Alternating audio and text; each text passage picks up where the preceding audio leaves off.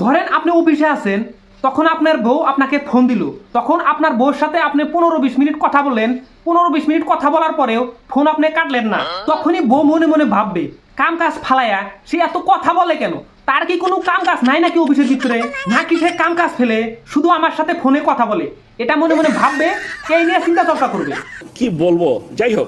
আর যদি বউ ফোন দেওয়ার পরে বউয়ের সাথে 1 মিনিট কথা বলে আপনি বউকে বলেন আমি একটু ব্যস্ত আছি, এই বলে যদি আপনি ফোনটা কাইটা দেন, তখন বউ মনে মনে ভাবে আসলে মনে হয় সে ব্যস্ত নাই, তার অফিসের কোনো মেয়ে কলিগের সাথে সে মনে হয় গল্প করছে। এইটা নিয়ে বউ মনে মনে চিন্তা করে এবং টেনশন করে, এরই নাম হলো বউ। এখন আমার প্রশ্ন হলো, বউয়ের এগুলো চিন্তা ভাবনা করাটা কি সঠিক, না বউয়ের এগুলো সমস্যা, নাকি বউ এরকমই হয়, আমি কিন্তু মিলাতে পারি না। এরকম সমস্যায় বিবাহিত ভাইয়েরা কে কে আছেন অবশ্যই কমেন্ট করে জানাবেন।